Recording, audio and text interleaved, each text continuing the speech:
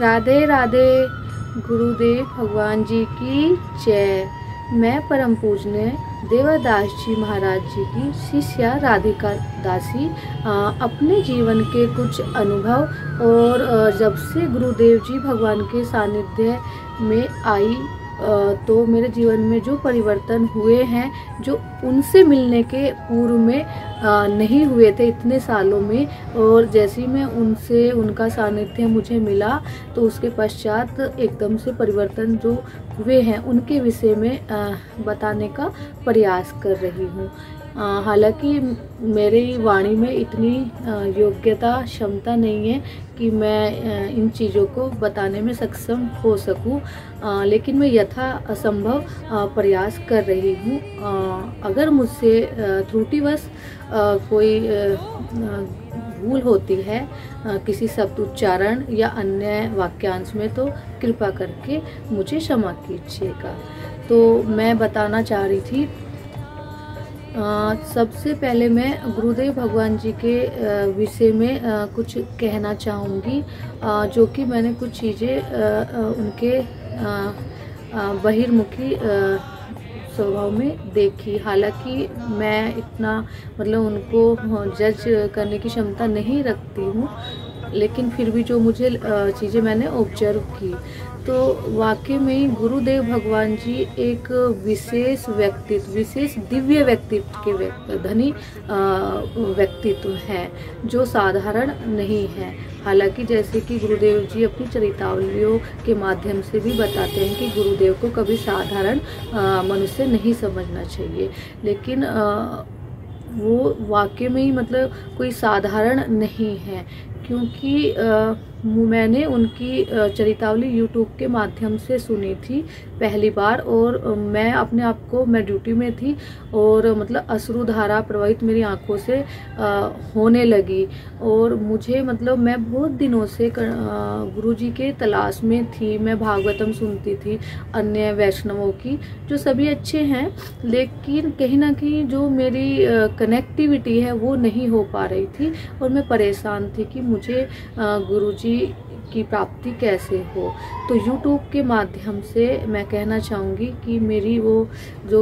गुरुजी के लिए खोज थी वो पूरी हुई, और जैसे ही मैंने उनकी चरितावली सुनी तो कहीं ना कहीं मैं उनसे जुड़ गई, आंतरिक भाव मेरे जुड़े। तो मुझे लगा गुरुदेव भगवान जी से मुझे मिलना चाहिए, और मैं मतलब मुझे बेचैनी हुई उनसे मिलने की कि जितना जल्दी संभव हो सके मैं उनसे मिलना चाहती हूँ। और क्योंकि मैं वर्किंग हूँ तो इसलिए एकदम तत्काल आना संभव नहीं था, लेकिन फिर भी मैंने प्रयास किए और मैं वृंदावन आई। लेकिन मेरी दुर्भाग्य रहा कि पहली बार में मैं गुरु जी भगवान के दर्शन भक्ति आश्रम में निजी रूप से नहीं कर पाई, जबकि मैंने उनको जो परिक्रमा मार्ग होती है, मैं सुबह के समय परिक्रमा कर रही थी वृंदावन मार्ग में, तो मैंने कार में बैठे हुए उनके दर्शन अवश्य की। ये प्रभु की मुझ पे कहीं ना कहीं कृपा हुई कि मैं निजी तो नहीं, लेकिन मैंने उनके दर्शन दूर से किए। तो उसके पश्चात मैं मतलब थोड़ी परेशान हुई कि वहाँ जाके भी गुरुजी के दर्शन नहीं हो पाए। तो उसके पश्चात मैंने YouTube से, जो YouTube पे मोबाइल नंबर दिए हुए हैं, उनसे कांटेक्ट किया, और जहाँ से मुझे पता चला कि वहाँ के पूरे मैंने एक ऑडियो मैसेज भेजा, जिसके माध्यम से गुरुजी भगवान जी ने बिना मुझे जाने पहचाने और सामान्य रूप से पहली बार में वो ऑडियो का प्रत्युत्तर दिया, और वहाँ का पूरा भक्ति आश्रम का पूरा मुझे एड्रेस बताया कि यहाँ से ऐसे इस तरह से आना है, जो कि उनकी एक विशेष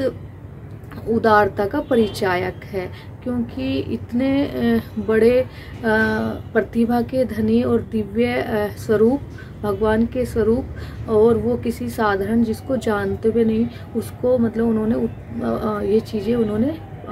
बताई। तो उसके पश्चात मेरा दोबारा जब वृंदावन आना हुआ तो उस दिन ऋषि पंचमी का दिन था, और मेरा गुरुजी भगवान जी से दर्शन हो पाया, संभव हो पाया। और वो मेरे जीवन का एक विस्मरणीय दिन था जो मैं नहीं भूल पाऊँगी कि मुझे गुरुजी के पहले जो दर्शन हुए और मैंने उनको स्वयं को अपनी उनकी शिष्य रूप में मान लिया था कि मेरे गुरु यही होंगे। और गुरुजी से फिर मैंने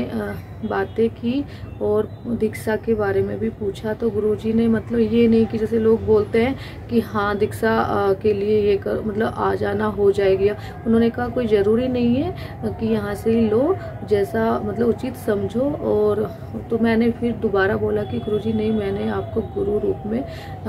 मतलब मान लिया है, गुरु अपने आंतरिक भावों में मान लिया है, तो मुझे आपसे मतलब दीक्षा लेनी है, तो उसके लिए मुझे कृपा बताइए कि क्या करना चाहिए। तो गुरुदेव भगवान जी ने वो 5 लाख नाम लिखने के लिए मुझे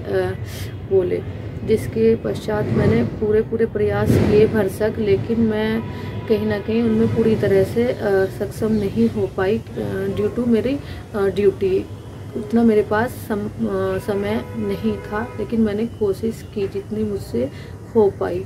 और उसी के पश्चात मैं फिर दोबारा भक्ति आश्रम में आई जब भी मुझे अवसर मिला छुट्टी से। तो गुरुजी से इतना आत्मीयता का व्यवहार, मतलब वो एक माँ बाप की जो चिंता होती है उससे भी ऊपर मतलब एक चिंता करते हैं अपने शिष्यों की, जो मैंने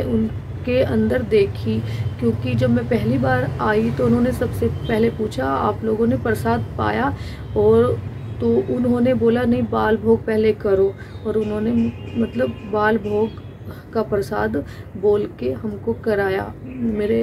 हस्बैंड भी मेरे साथ थे, बच्चा था, तो हम सभी ने वहाँ प्रसाद पाया इतने प्रेम से। और गुरुजी के हाथों से भी खुद उन्होंने अपने हाथों से भी प्रसाद वितरित किया। तो ये उनकी एक विशेष व्यक्तित्व की गुण है, जो आज जैसे आप देखेंगे कि गुरु तो बहुत हैं, सभी अच्छे हैं, हम किसी की निंदा नहीं कर सकते, लेकिन ऐसे पर्सनली अपने शिष्यों को,